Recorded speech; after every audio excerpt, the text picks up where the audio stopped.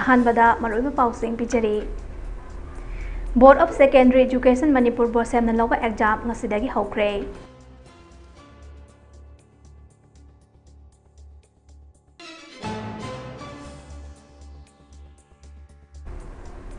चही अनिरोम असिदा मियामबु ngौदुना थंबा हाइबसे तखोइदबा थबक अमनि हाइना हानगी लोक सभा की एमपी डॉक्टर टीएस मैना फोंदोक्रे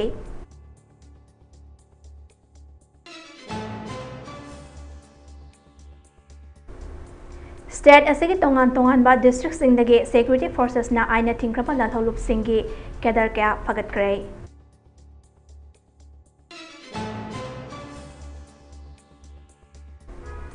अमदी बेटी बचाओ बेटी पढ़ाओ हाइरिबे स्कीम असिगी मतंगदा अवेयरनेस प्रोग्राम अमा ngarang कक्चिंग डिस्ट्रिक्ट ता पांगथोक्रे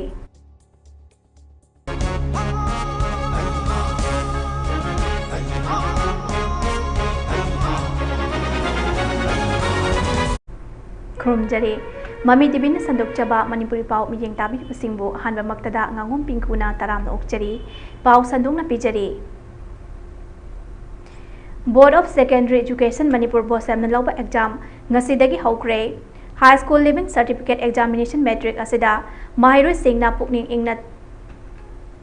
पाखतपा यावदना एग्जाम थाबा यानबा कनागुंबा अमतना बन ब्लॉकेट यावना अयत अपन पिबिदनबा बोर्ड की चेयरमैन अखाम जॉय कुमारना अपील तौरली एग्जाम असे माय पाकना पांगथोकनबा नोडल ऑफिसर तरा अमदे माहिरोय लुप अमदे ओजा सिंह यावना सेम्बा इंस्पेक्शन टीम सेमदुना लेरे हाइरे बोर्ड के एग्जामिनेशन कमिटी के मेंबर सिंह मरक्तगी स्पेशल ऑब्जर्वर सिंह हापतुना एग्जाम सेंटर सिंह कुपने यंगसिनगनी हाइना चेयरमैन अखाम जॉय कुमारना फोंदोरली एग्जाम असिदा माहिरोय लिसिंग कोंट्रागा तरेट यांखाइगी निथोइना सरुक यागनी मसिगी मनुंगदा नुपा माहिरोय लिसिंग निपान तरानिपान चामरी हुमफु अमदे नुपी माहिरोय लिसिंग तरानिपान चांगा मरिफु तरा निथोइनी हाइरे एग्जाम असिगी दमक पुन्न सेंटर सामगा यांखाइ मंगा हांगदोकले मसिगी मनुंगदा चिंगी डिस्ट्रिक्ट की सेंटर हुमफुगा निथोइ यावरी एग्जाम असिदा लांजेना दुना लैरिबा माहिरोय चमंगा कोंट्रागा मंगा सो सरुक यारी मसिदा गवर्नमेंट की स्कूल चहुंगा सुमन तरुक तगी माहिरोय लिसिंग निपान चामरी हुमफुगा निपाना एग्जाम थागनी अदुगा एडेड स्कूल हुमफुदगी माहिरोय लिसिंग अमगा चनी तरा यावी हारी चिंगी डिस्ट्रिक्ट सिंगदसु एग्जाम असे माय पाकना पांगथोकनबा तोंगान तोंगानबा एग्जाम सेंटर सिंगदा सेम साबा लोइरे हारी मयांग इम्फाल द लैबा Chanambam Thambou higher secondary school की ओजा अमना मफम असिदा एग्जाम थारिबा माहिरोय सिंगदा याइफमंगोल पिरकली इधर स्कूल मंगा ताई तो एन तोमचो हायर सेकेंडरी ने कुमन माही को ने बेंगुल हायर सेकेंडरी ने खेलाखोंग हाई स्कूल लमा अदुगा बेंगुल की इंसात हाइना स्कूल लमा स्कूल मंगा ऑब्जेक्टिव कोई आहान बसु ताबनी सिदा चनमम थमो हायर सेकेंडरी जी आहान बुना क्लास काउंसिल की जो तारे अदुगा बोर्ड की जो आहान बुना ताबनी ऑब्जेक्ट याम इंगना कोई सिदा बोर्ड के फ्लाइंग स्कोर देशांग की सिनी नाउजिंग अमदे कोई एसओ यामदना याम इंगना परिकाची सोयंगम यावदना तुम पांगथोई सिदा स्कूल सिदा तारिबा माहिरोय पुनमक को याम वांगना पास तौदना फजना मपुंग फाबा अफबा माहिरोय मम ओइगिबदु को सोरनसु मदु पिबिरसे सोरनसु चांबिजनु लोइनना चनमन थंबो हायर सेकेंडरी चही अनिरोम असिदा मियामबु ngौदुन थंबा हाइबसे तहोइदब थबक अमनि हाइना हानगी लोक सभा की एमपी डॉक्टर टीएस मैना फोंदोक्रे वाफम असिंग असि लांजिंग अचौबदा लैबा ओल एज होम की चही तरे सुरकपगी मपुक नुमित पालन थरोमदा फोंदोखिबने Kangla acupressure alternative therapy treatment research and training centre ना मपुंग ओइरगा हांगबा ओल एज होम अदुगे मपुक नुमित पालन थरोम अदुदा सरुक यारदुना महागना मखा तारदुना मफम असिदा ओल एज होम अमा हांगदुना अहल लमन सिंगे मतेंग पांगबा असि यामना फबा खोंथांग अमने मतम अमददी स्टेट असिदा ओल एज होम असि कया लेरमदे अदुबो हौजिकते ओल एज होम कया हांगदोकले यामना निंगथिना चलाइदुना कना लैजद्रबा अहल कयागी मतेंग पांगले हौजिक स्टेट असिदा यामना चरांगनबा फिबम अमदा लैरी लेंगाक सेमबसु ngamda chahi ani farak laba irangsu loisinbasu ngamda asiguma fibam asida yamna wana khangli masing suna laiba party amana lengak semba ngamdana laiba haibase yamna laibak thibani haiba ofam so mahakna makha taki Jadi kalau kita sih kari mulai dia ayah betul betul ni ba, istri governor masih suai jadi kalau tiada orang mesti kari na, istri mesti ayah ada kari ada nanti tahu terus yang tahu terus ni, semua itu terus yang tahu ni ada ni, orang terus ni kami juga punya aja itu, yang ini yang terkait kari kamu ni ada lepas kita malah sudah. Jadi lalu ada kenapa siapa yang milih itu? Kita mengenai di sini orang yang jadi mending kita sini aja. Nasi bawa lalu pada nanti kita mami kita aja sudah buat orang sebut fokus itu. Ikutnya sini anggur pemulai ini belum tahu yang angkat ngai, ngai yang punya sini masih ni mui awal masih yang tadi. Tapi kerjanya hari ini kan. Aku pada buat orang fokus itu. Kalau aku yang sudah hari kalau semua kamu ni aja sebab. Saya semua lagi macam juga kamu malah je kamu ini bila dia pun kamu macam satu. Hai itu dengan itu prinsip mungkin ada seperti ini jadi. Lalu kalau kita dapat baru kita kerja mandi sih, kita nak buat ni. Thauram adoda Home Estate Advisor RK Maipaksana Dr. TM Rajan Ayangman Langjing Achoba GP ki Ward number 1 ki Member W Birla GP SG Chairperson S Sejot Amadi Manipur State Social Welfare Board ki Hanagi Chairperson Dr. RK Nansanasu Saruyaki Home aduda laiba halsingda khudolpot singsu piki hari.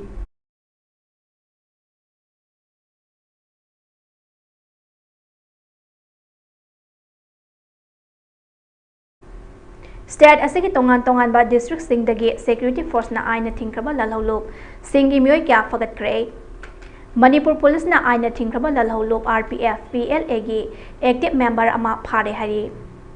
Police ki pau amagi matung ina haibu myo ase Imphal East ki Porongpat PS ki manung chana laiba hata golapti gi public hospital manakta gi phabani faraba myo adudi waikhom ibungo maitai LS mangal chahi kun gataruk ni mahak general public government official schools amadi college singdagi sel khaibada chanaba myo amani hari mangondagi two wheeler ama amadi mobile phone ani phangbangam ki Nakal Amaromda Security Forces na PLA gi Kedar ama Bisnupur District ki Nambol PS ki manung chana laiba Lemram Canal area dagi fabangam kre Faraba myoy adudi Thokchom Ajit Singh Elias Nanau Chahini Funi mangondagi mobile phone ama fagat le hari Manipur Police na chathaba combined search operation amada aina thingkraba lalholo KCPPWG gi active Kedar ama fabangam kre Mag adu Kakching District ki Police Station na konba Erum Mapal hariba mapam asidagi fabangam kibani faraba myo adu ki maming Naurem Prem Kanta Singh chahini fuga humdoini mag asi chenja thumja chathabada amadi mingondagi namduna sel khaiba amadi potchai huranba myo amani haina police ki report amana hairi Amaromda Pasoi Police Station na konba Urembam awang lekai digi Manipur Police na chathaba search operation amada KCPPWG ki active Kedar amasu khushu khulai kya galuina fagat pangam kre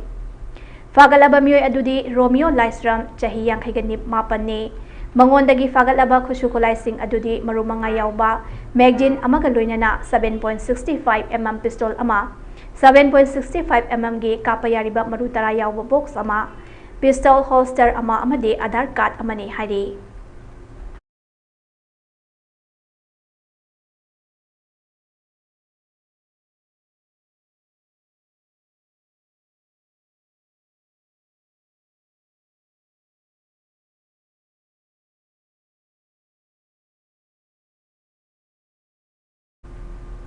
District Program Officer DBO ICDSL Kakching gi makhada District Administration Kakching na sinduna Beti Bachao Beti Parao hairiba scheme asigi matangda awareness program ama ngarang Kakching District ki manung chana laiba lamngaidong Laimanai Bazar Community Hall da pangthokre Thauram aduda myoy chamakun henbana saruk yakhi Thauram adugi resource person na function aduda helpline number 181 hariba number asi pungkun mari supa hangdun legani Number asida karigumba nupisingda otpanaiba tauba matamda pau fabiratuna mateng lauba yaragani haiki amade child helpline number 1098 hariba toll free asi pungkun mari hangduna legani khudong tiba thodok thopa matamda angang amade nahasing botek takaidana thamnabagidamal emergency number asida pau fabiyu haina haiki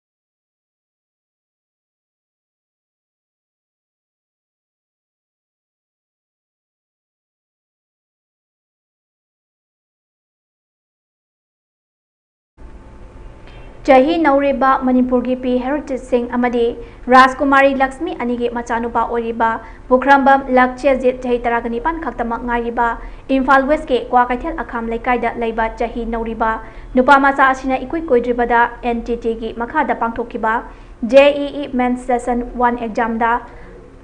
Army Public School Ambala Haryana da Leiba School Asida Tamba Satra Asina Chahi Ngakpigani Chada 99.125 Fangduna Top Ranking Satra Singi Marakta Mahaksu Ama Oiduna Mai Palakre Manipurgi Amadi ex-serviceman Singi Mai Kaidagi Mak Amadi Mahaki Imung Manung Singbu Yai Famagol Piduna Tungi Punsida Hena Mai Pakpa Oidasano Hairaki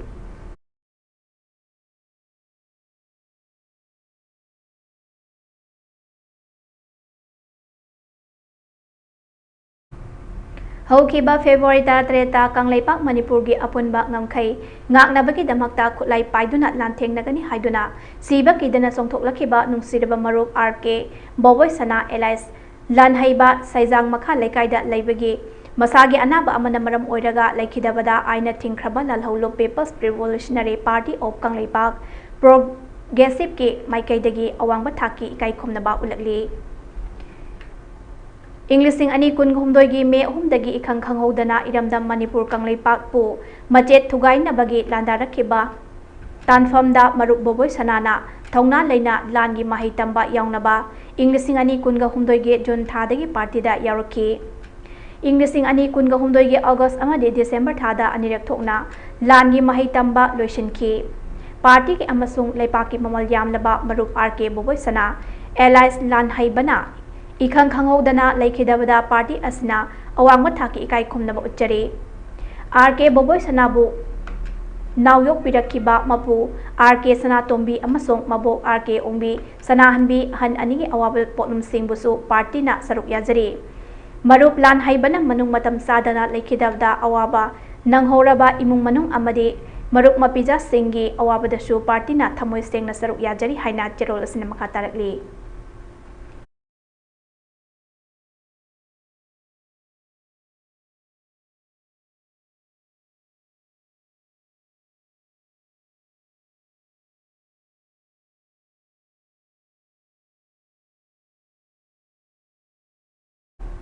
Security Forces ke combined team singna ching amasong tampaki mafam singda jathakiba search operation gi tangkak ama oina tampaki tongan ba mafam ani dagi pripak pro gi active cadre ani phagat pangam khre hairi ahan bada phagat laba myoi adudi salam Silojit Singh Elias 70 Elias 70 Kumar jahi kuntraga tarukni mahak ase Imphal West Police Station ge konba Uripo Kumanthem Laikai Fagat Paknam Kibani Hari Hariba Pripak Progi Active Cadre Ase Miyamdagi Namdona Sal Kaiba Made Pojai Huran Badat Janaba Mui Amane Amadi Mangondagi Mobile Handset Ama Fagat Pangam Kre Hari Amaromda Ani Shuba Oina Fagat Laba Mui Adude Togjom Sanatoy Elias Jong Toyba Jahi Kungamarini Mag Ase Moirang Police Station Akonba Tidim Road Maya Dat Laiba Okchongbom Hariba Mapam Asidagi Fagat Pangam Kibane Mangondagi Airtel SIM card ama yawba mobile handset amaga loinana Aadhaar card ama Fagat Pangam Kre Hari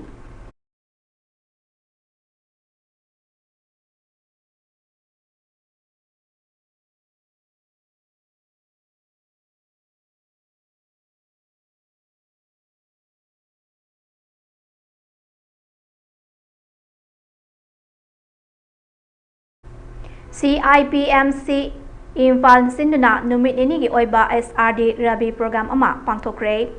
Program asi Integrated Pest Management IPM Orientation Training Program Amadi Peace NGO Amadi Farmer Producer Organization FPO Jiribam Manipurga Apunba Oina Sibilong Village Chosem Subdivision Tangmenglong District February 3 Taramari Fauba Pangthokre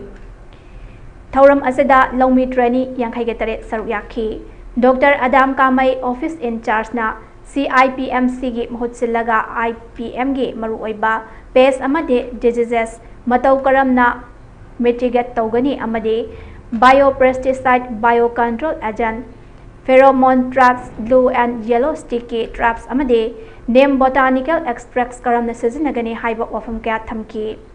ꯊꯧꯔꯝ ꯑꯁꯤꯗ expert ꯀꯌꯥꯅ ꯂꯧꯃꯤꯁꯤꯡꯗ ꯃꯥꯒꯤ ꯈꯪꯖꯕ ꯀꯌꯥ ꯑꯃꯁꯨ ꯃꯔꯤꯛ ꯆꯨꯝꯅ ꯇꯥꯛꯄꯤ ꯇꯝꯕꯤꯔꯛꯈꯤ꯫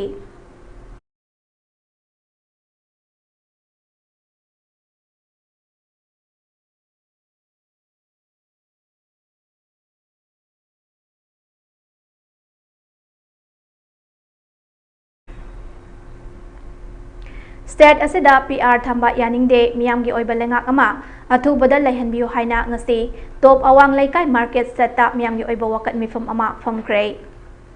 ꯇꯣꯞ ꯗꯁꯔꯥ ꯈꯥꯕꯝ ꯑꯃꯗꯤ ꯑꯀꯣꯏꯕꯗ ꯂꯩꯕ ꯃꯩꯔꯥꯄꯥꯏꯕꯤꯁꯤꯡꯅ ꯁꯤꯟꯗꯨꯅ ꯄꯥꯡꯊꯣꯛꯄ ꯋꯥꯀꯠ ꯃꯤꯐꯝ ꯑꯗꯨꯗ ꯃꯩꯔꯥꯄꯥꯏꯕꯤ ꯅꯨꯄꯤ ꯀꯌꯥꯅ ꯁꯔꯨꯛ ꯌꯥꯈꯤ꯫ Stop Poppy Plantation in Manipur, Save the Indigenous People in Manipur, ꯈꯨꯟ ꯉꯥꯛꯄ ꯐꯥꯕ ꯌꯥꯔꯣꯏ ꯍꯥꯏꯕ ꯋꯥꯍꯩꯁꯤꯡ ꯏꯕ ꯄ꯭ꯂꯦꯀꯥꯔꯗꯁꯤꯡ ꯁꯤꯖꯤꯟꯅꯈꯤ꯫ ꯋꯥꯀꯠ ꯃꯤꯐꯝ ꯑꯗꯨꯗ ꯁꯔꯨꯛ ꯌꯥꯈꯤꯕꯤ ꯃꯩꯔꯥꯄꯥꯏꯕꯤꯒꯤ ꯃꯦꯝꯕꯔ ꯑꯃꯅ ꯐꯣꯡꯗꯣꯔꯛꯈꯤꯕꯗ ꯆꯍꯤ ꯑꯅꯤꯔꯣꯝ ꯐꯥꯔꯛꯂꯕ ꯂꯥꯟ ꯑꯁꯤ ꯂꯣꯏꯁꯤꯟꯕ ꯉꯝꯗꯅ ꯂꯩꯔꯤꯉꯩꯗ ꯂꯝꯗꯝ ꯑꯁꯤꯗ PR ꯑꯃꯨꯛ ꯂꯥꯛꯇꯨꯅ ꯃꯤꯌꯥꯝꯗ ꯍꯦꯟꯅ ꯆꯔꯥꯡꯅꯕ ꯑꯋꯥꯕ ꯑꯃ ꯑꯣꯏꯍꯜꯂꯦ꯫ ꯂꯩꯉꯥꯛ ꯑꯃ ꯁꯦꯝꯕꯒꯤ ꯇꯉꯥꯏ ꯐꯗꯅ ꯃꯁꯤꯡ ꯁꯨꯔꯒ ꯂꯩꯔꯕ ꯐꯥꯎꯕꯗ ꯑꯅꯧꯕ ꯂꯩꯉꯥꯛ ꯑꯃ ꯁꯦꯝꯕ ꯉꯝꯗꯅ PR ꯊꯝꯕꯁꯤ ꯄ꯭ꯔꯖꯥ ꯑꯃ ꯑꯣꯏꯅ ꯁꯨꯛꯌꯥ ꯌꯥꯅꯤꯡꯗꯦ꯫ ꯑꯊꯨꯕꯗ PR ꯂꯧꯊꯣꯛꯄꯤꯌꯨ ꯑꯃꯗꯤ ꯑꯅꯧꯕ ꯂꯩꯉꯥꯛ ꯑꯃ ꯑꯊꯨꯕꯗ ꯁꯦꯝꯕꯤꯌꯨ꯫ ꯀꯨꯀꯤ ꯃꯤꯂꯤꯇꯦꯟꯠꯁꯤꯡꯅ ꯂꯥꯟꯗꯥꯔꯛꯇꯨꯅ ꯏꯁꯥ ꯉꯥꯛꯊꯣꯛꯆꯅꯕ ꯍꯣꯠꯅꯔꯤꯕ ꯑꯁꯤ ꯂꯥꯟꯅ ꯎꯍꯟꯗꯨꯅ ꯐꯥꯅꯕ ꯍꯣꯠꯅꯔꯤꯕ ꯊꯧꯑꯣꯡ ꯑꯁꯤ ꯃꯃꯥ ꯑꯣꯏꯕꯤꯁꯤꯡꯅ ꯌꯥꯕ ꯉꯝꯂꯣꯏ꯫ ꯆꯤꯡꯗꯅ ꯀꯟꯕ ꯀꯔꯤꯁꯨ ꯇꯧꯕ ꯉꯝꯗꯕ ꯑꯗꯨꯒ ꯇꯝꯄꯥꯛꯇꯅ ꯑꯊꯧꯕ ꯉꯥꯛꯄꯤꯒꯅꯤ꯫ ꯇꯝꯄꯥꯛꯇꯅ ꯊꯧꯅꯥ ꯐꯕ ꯑꯁꯤꯒꯨꯝꯕ ꯃꯤꯆꯪ ꯃꯤꯈꯥꯏ ꯅꯥꯏꯕꯒꯤ ꯊꯧꯑꯣꯡ ꯑꯁꯤ ꯇꯧꯕꯤꯒꯅꯨ꯫ ꯑꯊꯨꯕꯗ PR ꯂꯧꯊꯣꯛꯄꯤꯌꯨ ꯑꯃꯗꯤ ꯂꯩꯉꯥꯛ ꯑꯃ ꯂꯩꯍꯟꯕꯤꯌꯨ ꯍꯥꯏꯅ ꯃꯍꯥꯛꯅ ꯃꯈꯥ ꯇꯥꯈꯤ꯫ ꯐꯝꯃꯤꯕꯁꯤꯗꯤ ꯃꯌꯥꯝ ꯇꯣꯞ ꯗꯨꯁꯔꯥ ꯈꯥꯕꯝ ꯑꯄꯨꯟꯕꯒꯤ ꯑꯣꯏꯅ ꯐꯝꯖꯕꯅꯤ꯫ ꯉꯁꯤꯒꯤ ꯃꯤꯐꯝꯁꯤꯗ ꯑꯩꯈꯣꯏꯅ ꯇꯧꯖꯔꯤꯕ ꯄ꯭ꯔꯣꯇꯦꯁ ꯑꯁꯤꯗꯤ ꯑꯇꯩ ꯀꯩꯝꯇ ꯅꯠꯇꯦ꯫ ꯑꯩꯈꯣꯏꯅ ꯍꯧꯖꯤꯛ ꯄ꯭ꯔꯦꯁꯤꯗꯦꯟꯠ ꯔꯨꯜ ꯆꯂꯥꯏꯔꯤꯕ ꯑꯁꯤꯁꯨ ꯑꯩꯈꯣꯏ ꯏꯁꯥꯒꯤ ꯑꯣꯏꯅ ꯑꯩꯈꯣꯏꯒꯤ ꯏꯁꯥꯒꯤ ꯍꯛꯇꯣ ꯏꯁꯥꯅ ꯐꯪꯅꯅꯕꯒꯤꯗꯃꯛꯇ ꯑꯩꯈꯣꯏ ꯂꯩꯔꯤꯕ ꯁꯔꯀꯥꯔ ꯑꯁꯤ ꯐꯖꯅ ꯃꯑꯣꯡ ꯃꯔꯤꯟ ꯇꯥꯅ ꯑꯃ ꯁꯤꯟꯕꯤꯔꯒ ꯅꯤ ꯈꯪꯗꯦ ꯁꯤꯟꯗꯕꯅꯤ ꯈꯪꯗꯦ ꯇꯧꯔꯒ ꯁꯔꯀꯥꯔ ꯑꯃ ꯂꯩꯍꯜꯂꯒ ꯑꯗꯨꯒꯤ ꯃꯈꯥꯗ ꯑꯩꯈꯣꯏꯅ ꯂꯩꯕ ꯄꯥꯝꯃꯤ꯫ ꯄ꯭ꯔꯦꯁꯤꯗꯦꯟꯠ ꯔꯨꯜꯁꯦ ꯑꯩꯈꯣꯏ ꯊꯝꯕ ꯁꯨꯡꯄꯥꯝ ꯄꯥꯝꯗꯦ ꯍꯥꯏꯕꯁꯤꯃ ꯑꯩꯈꯣꯏ ꯑꯍꯥꯟꯕꯗ ꯊꯝꯖꯔꯤ꯫ ꯑꯀꯣꯟꯕꯗ ꯑꯃꯨꯛ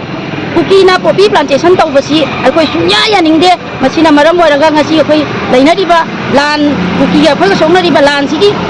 ꯃꯐꯝꯁꯤꯗ ꯆꯠꯂꯒ ꯑꯩꯈꯣꯏꯒꯤ ꯂꯩꯕꯤꯔꯤꯕ ꯁꯦꯀꯨꯔꯤꯇꯤꯅ ꯈꯪꯗꯦ ꯁꯦꯟꯇ꯭ꯔꯦꯜ ꯐꯣꯔꯁꯅꯅꯤ ꯈꯪꯗꯦ ꯇꯛꯈꯥꯏꯕꯤꯕꯒꯤ ꯃꯍꯨꯠꯇ ꯑꯩꯈꯣꯏꯒꯤ ꯂꯩꯔꯤꯕ ꯂꯩꯀꯥꯏ ꯂꯩꯀꯥꯏꯗ ꯂꯩꯔꯤꯕ ꯑꯩꯈꯣꯏꯒꯤ ꯈꯨꯟ ꯉꯥꯛꯄ ꯏꯕꯨꯡ ꯏꯄ꯭ꯋꯥ ꯏꯆꯥꯁꯤꯡꯕꯨ ꯐꯥꯗꯒꯤ ꯍꯧꯖꯤꯛ ꯀꯣꯏꯊꯤ ꯊꯤꯕꯁꯦ ꯑꯩꯈꯣꯏ ꯁꯨꯡꯌꯥ ꯌꯥꯅꯤꯡꯗꯦ꯫ ꯃꯔꯝꯗꯤ ꯃꯈꯣꯏꯅ ꯉꯥꯛꯄꯤ ꯁꯦꯟꯕꯤꯗ꯭ꯔꯒꯗꯤ ꯉꯁꯤ ꯑꯩꯈꯣꯏꯒꯤ ꯂꯥꯟꯗ ꯑꯩꯈꯣꯏꯅ ꯉꯁꯤ ꯆꯪꯁꯤꯜꯂꯤꯁꯦ ꯈꯨꯟ ꯉꯥꯛꯏꯕ ꯃꯌꯥꯝꯁꯤꯅ ꯑꯩꯈꯣꯏ ꯉꯥꯛꯄꯤꯕꯒꯤ ꯑꯩꯈꯣꯏ ꯉꯁꯤ ꯂꯩꯕ ꯉꯝꯃꯤꯕꯅꯤ꯫ ꯅꯠꯇ꯭ꯔꯒꯗꯤ ꯑꯩꯈꯣꯏ ꯅꯍꯥꯟꯅꯁꯨ ꯑꯩꯈꯣꯏ ꯂꯩꯔꯤꯕ ꯃꯩꯇꯩꯁꯤꯡꯁꯦ ꯑꯩꯈꯣꯏ ꯃꯨꯠꯂꯅꯤ꯫ ꯀꯨꯀꯤꯅ ꯇꯧꯕ ꯃꯌꯥꯝꯗꯅ ꯑꯃꯠꯇ ꯑꯊꯤꯡꯕ ꯄꯤꯕ ꯉꯝꯗꯕ ꯑꯩꯈꯣꯏ ꯃꯩꯇꯩꯅ ꯈꯨꯟ ꯉꯥꯛꯆꯔꯒ ꯑꯩꯈꯣꯏ ꯈꯤꯇꯪ ꯏꯁꯥꯒꯤ ꯄ꯭ꯔꯣꯇꯦꯛꯁꯟ ꯑꯣꯏꯅꯕ ꯍꯥꯏꯅ ꯑꯩꯈꯣꯏꯒꯤ ꯌꯨꯝꯒꯤ ꯑꯍꯜ ꯂꯃꯟ ꯑꯉꯥꯡꯁꯤꯡ ꯂꯣꯏꯅꯃꯛꯀꯤ ꯄ꯭ꯔꯣꯇꯦꯛꯁꯟ ꯑꯣꯏꯅꯕ ꯍꯥꯏꯗꯨꯅ ꯈꯨꯟ ꯉꯥꯛꯄ ꯏꯕꯨꯡ ꯏꯄ꯭ꯋꯥꯁꯤꯡꯁꯤꯅ ꯇꯧꯔꯤꯕꯁꯤꯗ ꯑꯩꯈꯣꯏꯅ ꯃꯣꯏꯕꯨ ꯐꯥꯅꯅꯕ ꯍꯥꯏꯅ ꯍꯧꯖꯤꯛ ꯆꯪꯁꯤꯜꯂꯛꯏꯕꯁꯦ ꯑꯩꯈꯣꯏꯅ ꯁꯨꯡꯌꯥ ꯌꯥꯕ ꯉꯝꯃꯣꯏ ꯍꯥꯏꯕꯁꯦ ꯊꯝꯖꯔꯤ꯫ ꯃꯅꯤꯄꯨꯔꯗꯒꯤ PR ꯊꯝꯕꯁꯤ ꯃꯅꯤꯄꯨꯔꯗ PR ꯊꯝꯕ ꯃꯤꯑꯣꯏꯕ ꯑꯩꯈꯣꯏꯒꯤ ꯃꯤꯠꯄꯨ ꯐꯅ ꯊꯝꯅꯕ ꯍꯥꯏꯕ ꯑꯁꯤꯒꯤ ꯋꯥꯈꯜꯂꯣꯟꯗ ꯉꯥꯡꯕꯝ ꯅꯕꯤꯟꯒꯤ 34ꯔꯛ ꯁꯨꯕ ꯃꯄꯣꯛ ꯀꯨꯝꯑꯣꯟꯒ ꯃꯔꯤ ꯂꯩꯅꯅ ꯉꯥꯡꯕꯝ ꯏꯟꯇꯔꯄ꯭ꯔꯥꯏꯖꯦꯁ ꯌꯥꯏꯃ ꯑꯥꯏ ꯍꯣꯁꯄꯤꯇꯥꯜ ꯑꯃꯗꯤ ꯌꯨꯝꯖꯥꯎ ꯂꯥꯏꯔꯦꯝꯕꯤ ꯇ꯭ꯔꯁꯇꯦꯠ ꯕꯣꯔꯗ ꯑꯍꯨꯝꯅ ꯈꯨꯠꯁꯝꯅꯗꯨꯅ ꯉꯁꯤ ꯋꯥꯍꯦꯡ ꯂꯩꯀꯥꯏꯗ ꯂꯩꯕ ꯋꯥꯍꯦꯡꯕꯝ ꯌꯨꯝꯖꯥꯎ ꯂꯥꯏꯔꯦꯝꯕꯤ ꯀꯝꯃ꯭ꯌꯨꯅꯤꯇꯤ ꯍꯣꯜꯗ ꯉꯁꯤ ꯐ꯭ꯔꯤ ꯑꯥꯏ ꯆꯦꯛ ꯑꯞ ꯑꯃ ꯄꯥꯡꯊꯣꯛꯈ꯭ꯔꯦ꯫ ꯍꯥꯏꯔꯤꯕ ꯀꯦꯝꯞ ꯑꯁꯤꯗ ꯃꯤꯑꯣꯏ 150 ꯍꯦꯟꯅ ꯃꯤꯠ ꯂꯥꯌꯦꯡꯈꯤ꯫ ꯂꯣꯏꯅꯅ ꯀꯦꯝꯞ ꯑꯁꯤꯗ ꯂꯦꯟꯁꯦꯁ ꯑꯃꯗꯤ ꯃꯤꯠ ꯁꯣꯛꯂꯕꯁꯤꯡꯒꯤ ꯆꯪꯗ꯭ꯔꯕ ꯌꯥꯗ꯭ꯔꯕ ꯍꯤꯗꯥꯛ ꯂꯥꯡꯊꯛꯁꯤꯡ ꯂꯦꯝꯅ ꯌꯦꯟꯊꯣꯛꯄꯒꯤ ꯈꯨꯗꯣꯡꯆꯥꯕꯁꯨ ꯄꯤꯈꯤ꯫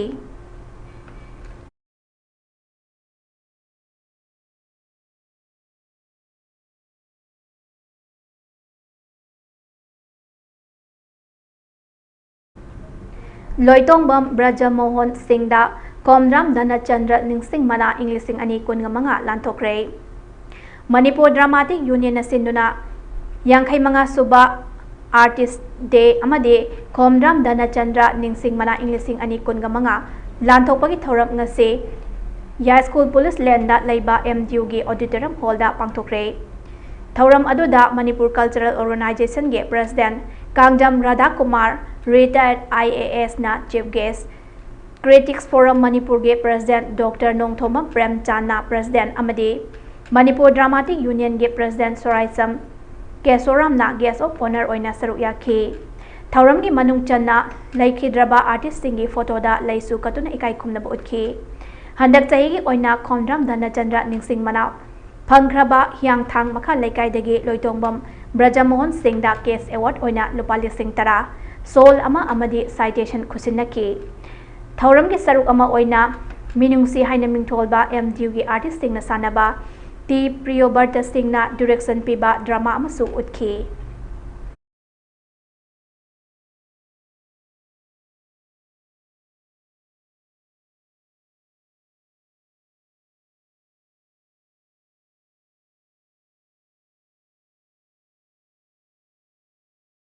DJZ English Anik Taramanga Haiba Hiramda Nomagi Oiba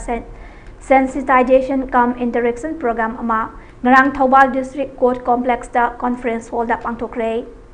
Manipuri State Legal Services Authority ke Lamjing Makhada District Legal Services Authority Thobal da Sinduna Pangtokpa Sensitization Cum Interaction Program aduda District Child Protection Officer Salam Robindrona Role of District Child Protection Unit 4 Effective implementation of the JZ Act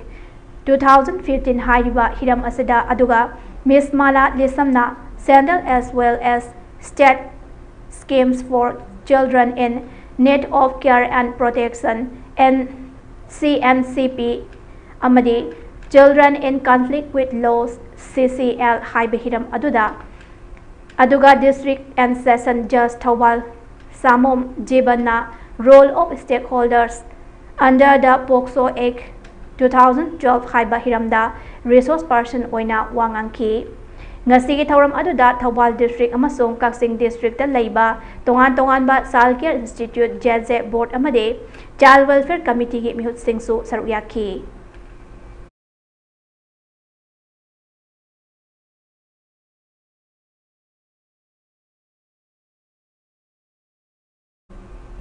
Aroibada maroiba pau mukhanna pijari Board of Secondary Education Manipur Board lauba exam ngasidagi hawkre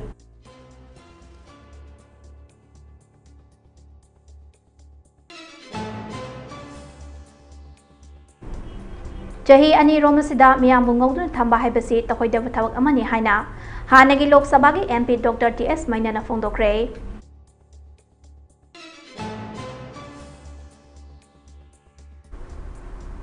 State asagi tongan ba district singdagi security forces na aina tingkrama lalhalup singi miwi kya fagat kre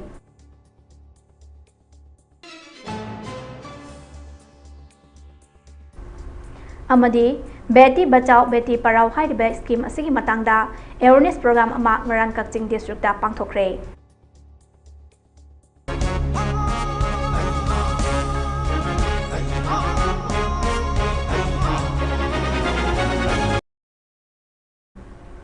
Haujiki oina Mami TV na sandok chaba Manipuri program matang sida loisinjare makha taba pawhidama miyeng taduna laibiu